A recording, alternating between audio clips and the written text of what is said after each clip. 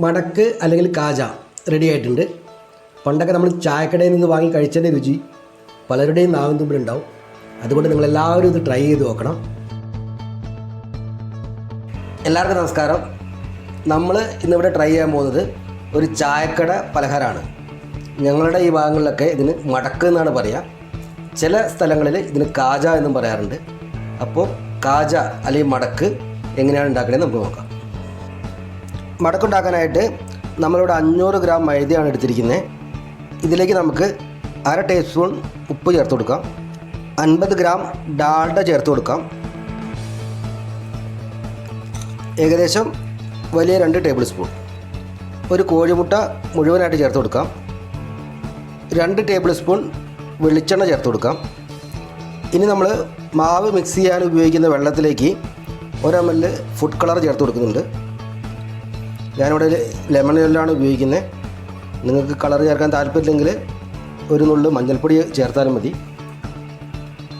ഇനി ഈ വെള്ളം അല്പാൽപ്പം ചേർത്ത് നമുക്കിത് നല്ലോണം മിക്സ് ചെയ്തെടുക്കാം.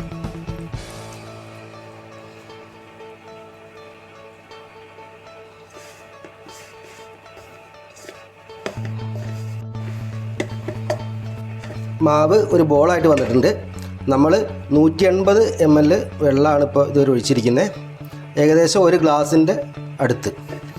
വൃത്തിയുള്ള കിച്ചൺ ടോപ്പ് ഉണ്ടെങ്കിൽ നമുക്ക് അതിന് മുകളിൽ വെച്ചിട്ട് ഇത് നല്ലവണ്ണം കുഴച്ചെടുക്കാം. നമുക്കിത് കയ്യിൽ തീരെ ഒട്ടാത്ത പരുവത്തിലാണ് മാവ് വേണ്ടത്. ചപ്പാത്തിക്ക് കുഴക്കുന്നതിനേക്കാളും നല്ല ടൈറ്റ് വേണം മാവിന്. മാവ് നമ്മൾ നല്ലവണ്ണം മിക്സ് ചെയ്തെടുത്തിട്ടുണ്ട്. ഇനി ഇതൊന്ന് മയം വരാൻ വേണ്ടിയിട്ട് ഇതിൻ്റെ മുകളിൽ കുറച്ച് സൺഫ്ലവർ ഓയിൽ പുരട്ടി ഒരു 1/2 മണിക്കൂർ റെസ്റ്റ് ചെയ്യാൻ വേണ്ടി വെക്കാം. ഒരു നനഞ്ഞ തുണി കൊണ്ട് മൂടി വെക്കാം, അല്ലെങ്കിൽ ഒരു പാത്രം കൊണ്ട് മൂടി വെച്ചാൽ മതി. മാവ് നമ്മൾ കുഴച്ച് വെച്ചിട്ട് 1/2 മണിക്കൂർ കഴിഞ്ഞിട്ടുണ്ട്. ഇനി നമുക്കിത് തുല്യ വലിപ്പമുള്ള 2 ഉരുളകളായിട്ട് മാറ്റാം. ഇനി നമുക്കിതൊന്ന് പരത്തിയെടുക്കാം.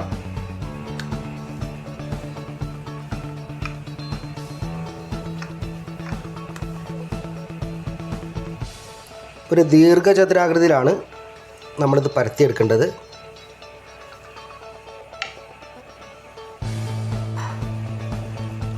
ഇടയ്ക്ക് നമുക്ക് കുറച്ച് മൈദപ്പൊടി തൂവി കൊടുക്കാം. എന്നിട്ട് മറിച്ചിട്ട് വീണ്ടും പരത്തിയെടുക്കാം. ഒരു ചപ്പാത്തി കനത്തിൽ നമ്മളിത് പരത്തിയെടുത്തിട്ടുണ്ട്. ഇനി നമുക്ക് വീതി കുറഞ്ഞ ഭാഗം ഒന്ന് ലെവലായിട്ട് കട്ട് ചെയ്യാം. ഇതിൻ്റെ മുകളിൽ സൺഫ്ലവർ ഓയിൽ നല്ലോണം തേച്ച് പിടിപ്പിക്കാം.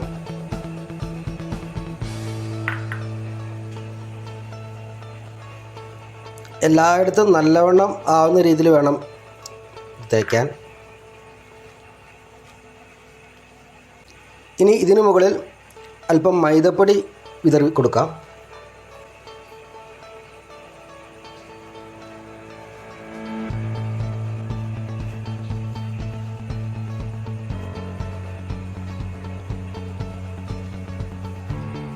ഇനി നമ്മൾ മുറിച്ച ഭാഗം ഒരേ ലെവലിൽ ഒന്ന് മടക്കിയെടുക്കാം.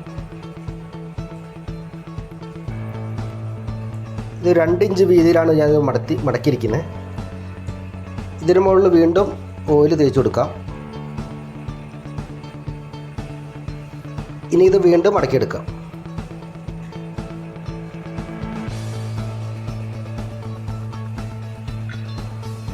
അവസാനത്തെ ഭാഗം ഇങ്ങോട്ട് മടക്കാം. ഇതിന് 2 അറ്റവും ഒരു ലെവൽ കിട്ടാൻ വേണ്ടിയിട്ട് ചെറുതായിട്ട് മുറിച്ച് കളയാം. ഇനി ഇത് ഏകദേശം 1 ഇഞ്ച് വലുപ്പമുള്ള തുല്യ കഷ്ണങ്ങളായിട്ട് മുറിക്കാം.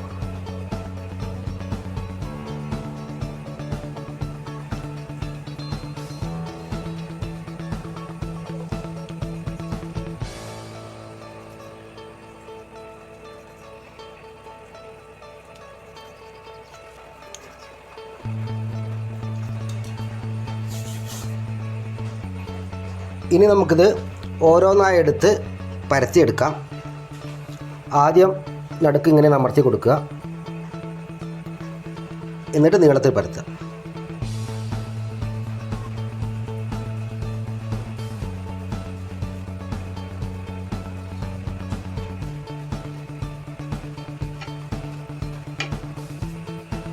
അങ്ങനെ നമ്മളെല്ലാം പരത്തിയെടുത്തിട്ടുണ്ട്. ഇനി നമുക്കിത് ഫ്രൈ ചെയ്തെടുക്കാം. ഇനി മടക്ക് ഫ്രൈ ചെയ്തെടുക്കാനായിട്ട് നമ്മളൊരു പോട്ട് ചൂടാക്കി അതിലേക്ക് സൺഫ്ലവർ ഓയിൽ ഒഴിച്ചു കൊടുക്കാം. എണ്ണ നല്ലോണം ചൂടായി കഴിഞ്ഞാൽ ഫ്ലെയിം കുറച്ച് വെക്കാം. ഓരോന്നായി നമുക്ക് എണ്ണയിലേക്ക് ഇട്ട് കൊടുക്കാം.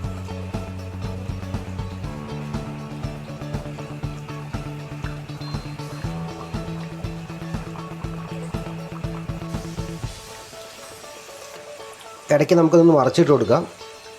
ഈ വീഡിയോ നിങ്ങൾക്ക് ഇഷ്ടമായാൽ ഈ പേജ് ഒന്ന് ഫോളോ ചെയ്യാൻ മറക്കരുതേ. ഫോളോ ചെയ്യുന്നവർ മുകളിൽ കാണുന്ന മണിയൊന്ന് അടിച്ചു വിടുകയാണെങ്കിൽ ഞാൻ അപ്ലോഡ് ചെയ്യുന്ന വീഡിയോകൾ നിങ്ങൾക്ക് അപ്പം തന്നെ കാണാൻ പറ്റും. രണ്ട് ഭാഗവും ഒന്ന് കളർ മാറി തുടങ്ങിയാൽ നമുക്കിത് കോരിയെടുക്കാം. ഇങ്ങനെ നമുക്ക് ബാക്കിയുള്ളതെല്ലാം ഫ്രൈ ചെയ്തെടുക്കാം. അങ്ങനെ നമ്മൾ മടക്കെല്ലാം ഫ്രൈ ചെയ്തെടുത്തിട്ടുണ്ട്. ഇനി നമുക്ക് ഇതിലേക്കുള്ള പഞ്ചസാര പാവ് കാച്ചിയെടുക്കാം. അതിനായിട്ട് ഞാനൊരു ചീഞ്ചട്ടിയിൽ 300 ഗ്രാം പഞ്ചസാര എടുത്തിട്ടുണ്ട്. ഏകദേശം 2 കപ്പ് പഞ്ചസാര ഉണ്ട്. നമുക്കിതിലേക്ക് കുറച്ച് വെള്ളം ഒഴിച്ച് കൊടുക്കാം. ഞാൻ 1 കപ്പ് വെള്ളം ഒഴിച്ചിട്ടുണ്ട്. നമുക്ക് സ്റ്റവ് ഓൺ ചെയ്യാം. ഇതിലേക്ക് നമുക്ക് ഒരു 4 ഏലക്കൻ്റെ കുരു പൊടിച്ചത് ചേർത്ത് കൊടുക്കാം.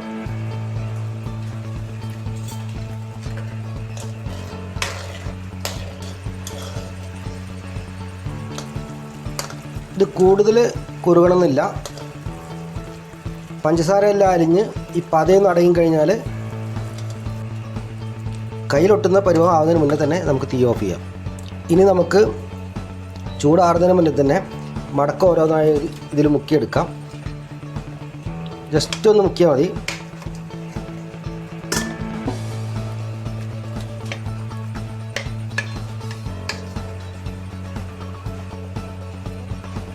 ഇങ്ങനെ നമുക്ക് എല്ലാം ചെയ്തെടുക്കാം.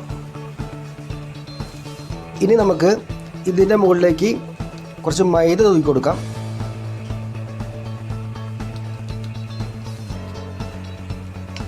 ഒന്ന് മറിച്ചിടുക.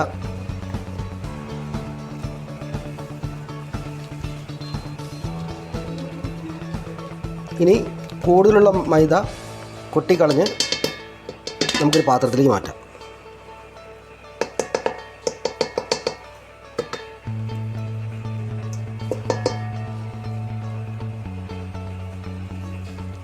അങ്ങനെ നമ്മുടെ മടക്ക് അല്ലെങ്കിൽ കാജ റെഡി ആയിട്ടുണ്ട്. പണ്ടൊക്കെ നമ്മൾ ചായക്കടയിൽ നിന്ന് വാങ്ങി കഴിച്ചതിൻ്റെ രുചി പലരുടെയും നാവിൻ തുമ്പിലുണ്ടാവും. അതുകൊണ്ട് നിങ്ങളെല്ലാവരും ഇത് ട്രൈ ചെയ്ത് നോക്കണം. എന്നിട്ട് എന്നോട് അഭിപ്രായങ്ങൾ പറയണം. ഞാൻ ജസ്റ്റ് ഇതൊന്ന് കഴിച്ച് കാണിക്കാം.